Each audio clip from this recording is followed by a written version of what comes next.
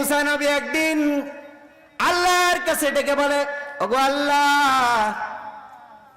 জান্নাতে আমার যে বন্ধু হবে, জান্নাতে যে আমার সাথী হবে, আমার সঙ্গী হবে, আমি তাকে দেখতে চাই। মুসা নবী আল্লাহর কাছে মনের আশা ব্যক্ত করলেন।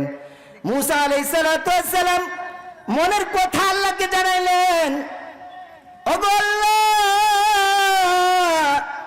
জান্নাতে আমার বন্ধু কে হবে, জান্নাতে আমার সাথী কে হবে, তাকে আমি দুনিয়াতে দেখতে চাই। আল্লাহ পাক মুসা আলাইহিস সালামকে বললেন, ও মুসা, অমুক এলাকায় এমন এমন আকৃতির একটা কষাই আছে, কষাই বলে, এই কষাই জান্নাতে তোমার বন্ধু হবে, তোমার সাথী হবে, সঙ্গী হবে। মুসা নবী আশ্চর্য হয়ে গেছেন। মুসা আলাইহিস সালাম আশ্চর্য হয়ে গেছেন যে একজন কষাই, সে আমার কি হবে, আমার সাথী হবে জান্নাতে। নবী হইয়া একজন কষাই কিভাবে সাথী হতে পারে জান্নাতে? তাহলে নবীর সমান জান্নাত হয়ে গেল না? কি বলেন? মুসা আলাইহিস সালামের ভিতরে কৌতূহল জন্মাইল। মুসা আলাইহিস সালাম ওই এলাকায় চলে গেলেন, ওই কষাইয়ের সাথে দেখা করলেন। কষাইয়ের সাথে দেখা কইরা কষাইকে বলেন, ভাই আপনার বাড়ি কই? অমুক এলাকায়। কখন যাবেন? বিকালে যাব। কাজবাজ শেষ করে মুসা নবী বসে থাকলেন। মুসা আলাইহিস সালাম দেখলেন কষাই সাহেব তার কাজ শেষ করার পরে কিছু নরম গোস্ত তার পুটলির মধ্যে নিলেন। পুটলির মধ্যে নিয়ে মুসা আলাইহিস সালামকে নিয়ে রওনা করলেন বাড়ির দিকে। প্রিয় ভাইরা আমার, খেয়াল করে শুনবো, মুসা আলাইহিস সালাম ওই কষাইয়ের সাথে হাঁটি হাঁটি পা পা করে তার বাড়ি পৌঁছলেন। বাড়ি পৌঁছার পরে মুসা আলাইহিস সালাম দেখলেন এই লোকটা মুসা আলাইহিস সালামকে বললেন, আজকে আপনি রাতে আমার বাসার মেহমান, রাতে থাকবেন, খানা খাবেন, সকালে আপনার বিদায়। মুসা আলাইহিস সালাম বাসায় বসলেন। বললেন, আমার একটা দায়িত্ব আছে। কষাই বললেন, আমার একটা দায়িত্ব আছে, আমি দায়িত্বটা পালন করে আসি, আমার কাজ শেষ করে তারপরে আমি আপনার সাথে সাক্ষাৎ করব, আপনি বসে থাকেন। মুসা আলাইহিস সালাম তাকিয়ে তাকিয়ে দেখলেন কষাই ভিতরের রুমে চলে গেলেন। ভিতরের রুমে যাইয়া চকির উপর থেকে তার মাকে নামাইলেন। একটা ঝুড়ি বলে, একটা কি আপনারা এদিকে কি বলেন, ওই যে দোলনা, দোলনা বলে, দোলনার উপর থেকে মাকে নামাইছে। নামাইয়া মুসা আলাইহিস সালাম সবকিছু দেখতেছেন যে কষাই তার মাকে নামাইছেন। নামানোর পরে এরপরে নিয়ে গোসল দিছেন। গোসল দেওয়ার পরে এরপরে মাকে মুইসা তেল তুল দিয়া বসায় রাখছেন। বসায় রাখার পরে ওই যে গোস্তটা আনছেন, এই গোস্তটা দিয়া তিনি রান্না করলেন। রান্না করার পরে রুটি বানাইলেন। রুটি বানানোর পরে এই রুটি দিয়া গোস্ত দিয়া মাকে খাওয়াই দিলেন, মুখে তুলে তুলে খাওয়াই দিলেন। মা এত এত দুর্বল হয়ে গেছে যে নিজের হাতে খাইতে পারে না। মাকে খাওয়াইলেন।